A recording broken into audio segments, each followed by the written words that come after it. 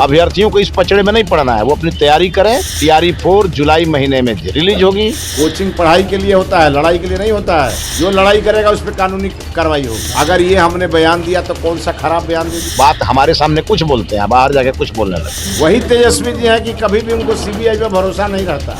विपक्ष को कब से हमदर्दी हो गई। विपक्ष के पास कोई मुद्दा नहीं है, ये आग लगाते रहते हैं। नमस्कार, आप देखना शुरू कर चुके हैं लाइव सिटीज को। मेरा नाम अभिषेक है। BPSC TRE 4 में क्या 2 परीक्षाएं होंगी, कितनी परीक्षाएं होंगी, इन तमाम चीजों को लेकर बिहार के शिक्षा मंत्री ने फाइनल जवाब दे दिया है।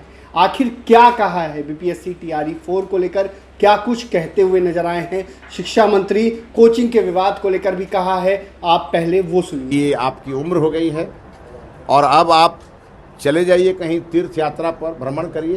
ये सरकारी बंगलों में बहुत दिन रहे हैं आप, तो इसका थोड़ा मोह छोड़ना चाहिए और जितनी आवश्यकता है और जितनी सरकार दे रही है उसी में संतोष करना चाहिए। ठीक है सर, एक सवाल है कि TMC के बहुत बड़ी संख्या में सांसद जो है अब NDA का समर्थन कर रही है, तो क्या लगता है अब आपको बैसाखी की जरूरत नहीं है सरकार, केंद्र में सरकार बनाने के लिए नीतीश कभी भी हमें बैसाखी की जरूरत किसी के नहीं थी। NDA के पास अपने आप इतने बहुमत हैं कि NDA को किसी बैसाखी की जरूरत नहीं है। सर, अभी TDP और नीतीश कुमार जी के सहयोग से अब केंद्र में सरकार बना। अरे तो क्या दिक्कत, सब लोग NDA में है। अब आ जाएंगे TMC के इतने सांसद, क्यों ये सब चक्कर, आप लोग क्यों ये सब चक्कर में पड़े हैं देश में। छोड़िए विपक्ष के, को कमजोर करना चाह रहे हैं। अरे भाई मेरे, विपक्ष को कब से जदयू से हमदर्दी हो गई। विपक्ष को कब से हमदर्दी हो गई। विपक्ष के पास कोई मुद्दा नहीं है, तो आग लगाते रहते हैं लोग। ये सब कुछ होने जाने वाला नहीं है। NDA पूरी तरह इंटैक्ट है, NDA की सरकार है, NDA की सरकार रहेगी। सर, आपने कहा कि लालू प्रसाद यादव को मोहमाया छोड़ देने से बांग्ला को लेकर 15 दिन का अल्टीमेटम दिया गया था भवन निर्माण विभाग को, और अब तक बांग्ला खाली नहीं हुआ। तो नहीं हुआ तो सरकार अपना नियम के आधार पर कार्रवाई करेगी। क्या लगता है कितना दिन तक चलेगी? अब ये हमारा विभाग थोड़े है कि हम इस पर अब निर्णय लें। कोचिंग का विवाद पे तेजस्वी जी CBI जांच की मांग कर रहे हैं सर, गोलियां चल जाती है। CBI पर उनको भरोसा हो गया क्या। अब वही तेजस्वी जी हैं कि कभी भी उनको CBI पे भरोसा नहीं रहता। अब कैसे CBI पे भरोसा हो गया भाई।